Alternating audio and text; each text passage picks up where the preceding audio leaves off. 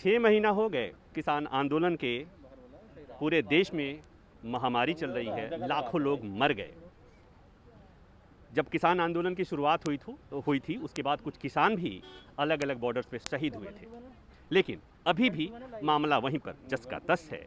बातचीत का दौर ठहर गया था। अब फिर किसानों के तरफ से सरकार को पत्र लिखा गया कि एक बार फिर बातचीत शुरू की जाए। उस पर क्या होगा? और आज 6 महीना पूरा होने पर यहाँ पर बॉर्डर पे मैं देख रहा हूँ कि जगह जगह लोगों ने काले रंग की पगड़ियाँ बांध रखी हैं, हाथ में काले झंडे हैं। इसके मतलब क्या हैं वो समझने की कोशिश करूँगा। मेरे साथ राकेश टिकैत हैं। इस बॉर्डर पे तो तमाम तरह के विरोध प्रदर्शन हो चुके, अब तक उस विरोध प्रदर्शन का कोई फ़ायदा दिखा नहीं। तो आज जो ये काली पगड़ियों के साथ जो प्रदर्शन हो रहा है काले झंडे के साथ, आपको लगता है कि इसका असर होगा सरकार पर? और ये तो ट्रायल है भाई आंदोलन का। कोई आदमी, कोई सरकार बीमार होगी, उस पर ट्रायल चल रहा है कि वह कौन सी दवाई से ठीक होगी। एक आधी दवाई तो उस पर काम करी, उससे कुछ आराम हुआ उसको, सरकार को। वह बंगाल में उसको दवाई दी तो उससे आराम मिला उसे। उसको दवाई देने की कोशिश कर रहे हैं कि कौन सी बीमारी है, उस पर दवाई कौन सी है। ट्रायल चल रहा है सरकार का। नहीं, तो आप सरकार को बीमारी मान रहे हैं क्या? हाँ, बीमारी तो है ही सरकार। और मैंने जो सुना कि सरकार आंदोलनकारी किसानों को भी बीमारी की तरह ही मान रही है। ना, ये तो नहीं है, तो ठीक है। हाँ, ये तो बैठे उसके दरवाजे पे, वे भी दवाई देने की कोशिश कर रहे हैं।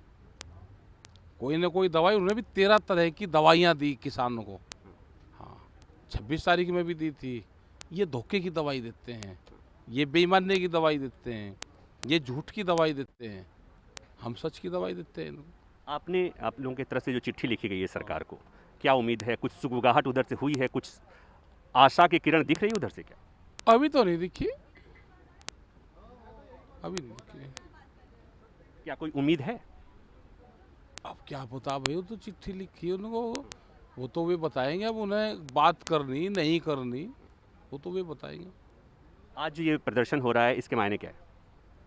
काला दिवस के मायने क्या हो, विरोध का मायने क्या हो? ये एक विरोध करने का एक तरीका है। और 6 महीने आंदोलन को हो गए, तो अब नए दौर में आंदोलन शुरू करेगा कल से। 6 महीने पूरे हो जाएंगे तो कल से फिर शुरुआत हो जाएगी। तो उस नए दौर के आंदोलन में क्या क्या अलग होगा? अलग क्या होगा? ऐसे ही रहेंगे, पक्की झोंपड़ी बनाओगे, टूट गई। ये लगागा कि अगर 6 महीने में सरकार नहीं मानी तो हो सके कि सरकार 3 साल बाद में मानने। अब एक सवाल और कि जब पूरे देश में महामारी फैली हुई है, सरकार इस महामारी से, सरकार भी अपने स्तर पर इस महामारी से लड़ रही है, लोग लड़ रहे हैं, लाखों लोग मर गए। जिस बॉर्डर पे आप बैठे हैं, उत्तर प्रदेश और दिल्ली के बॉर्डर पे, उत्तर प्रदेश में भी भारी तादाद में लोगों की मौत हुई है। ऐसे में ये सवाल उठता है कि क्या किसानों को इस महामारी से मरने वालों का कोई खौफ नहीं, उनके लिए कोई अफसोस नहीं, उन्हें महामारी से डरने लगता? ना, डर भी लगे, अफसोस भी है। हमने भी अपने बहुत लोग खोए। लेकिन क्या किसान आंदोलन अगर खत्म हो जाए तो महामारी खत्म हो जाएगी? अगर महामारी खत्म हो जाए, ये कोई उद्गम स्थान है महामारी का? बताओ। लोगों के मन में ये सवाल था कि महामारी आई है, लोग डरे हुए हैं, लॉकडाउन लग रहा है, ऐसे में किसान आंदोलन पर भी इसका असर पड़ेगा, किसान घर चले जाएंगे, हो सकता है कि इसी बहाने आंदोलन भी खत्म हो जाए। ये तो सरकार की सोच थी। नहीं, कुछ लोग भी हैं, उनकी भी सोच। जो प्रेस के एंकर थे, मीडिया हाउसेस की सोच थी। जब सत्ताधारी पार्टी के प्रवक्ता नहीं आए, उस टाइम पे वो काम मीडिया के लोगों ने करा, सरकार के प्रवक्ता बन के काम करा। लेकिन कुछ लोग तो ये सही चीज दिखा देते तो अब तक सरकार लाइन पे आ जाती। कुछ लोग तो ये भी कहते हैं कि राकेश टिकैत और किसानों का जो आंदोलन है वो इसलिए इतने दिन तक सरवाइव किया, इसलिए कि कुछ मीडिया हाउसेज आपके साथ हैं। हमारे साथ तो अगर 2 मीडिया हाउसेज भी आ जाए, 2-3 भी, तो हम तो इसका इलाज करते सरकार का पूरा। हमारे साथ तो कोई यही नहीं। लेकिन आपके इस आंदोलन को, चाहे आज ये जो विरोध प्रदर्शन हो रहा है, इसको लोगों ने कहा कि असंवेदनशील है, क्योंकि बहुत मुश्किल से महामारी पर अंकुश पाया गया है। शायद इस तरह के विरोध प्रदर्शन से एक बार महामारी पर अंकुश किसने पाया? ऑक्सीजन हमने लोगों को दी, मुकदमे हमने झेले, जो लोग ऑक्सीजन अवेलेबल करवा रहे थे, जनता सरकार उसके खिलाफ मुकदमे लिख रही है। इंजेक्शन, जो इंजेक्शन 800 रुपये का इंजेक्शन है, वो 40-40 हज़ार रुपये में बेचा। वो तिजोरी में बंद हुआ, हॉस्पिटलों के दरवाजे बंद हुए, लोगों ने सड़कों पर दम तोड़ा।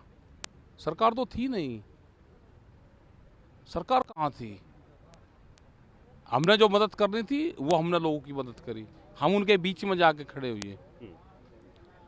हमने कहा कि सरकार अब जो गाँवों में जो हॉस्पिटल है, ऑक्सीजन हॉस्पिटल खोल लें, उसके लिए आंदोलन हुए। प्राइवेट हॉस्पिटल में तो दरवाजे बंद कर रहे हैं लोग, सब 55 लाख रुपए के पैकेज, झूठे सर्टिफिकेट बनाए। नेताओं ने झूठे सर्टिफिकेट बना के अपने आप को क्वारंटाइन किया। आपने क्या किया? आपकी भी तो कोई जिम्मेवारी करे। हमने सिलेंडर दिए लोगों को, झगड़े कर करके सिलेंडर लेके, और लोगों की जान बचाई, हमने ये किया। लेकिन ये सही नहीं है कि यहाँ के बहुत नेता ऐसे हैं जो घर गए और वहाँ जाकर के उन्हें कोरोना हुआ, उन्होंने भी कोरोना से बहुत जूझा है, बहुत लोगों ने जान खोई है। बीजेपी के लोग जितने हुए वे तो आंदोलन में आए नहीं।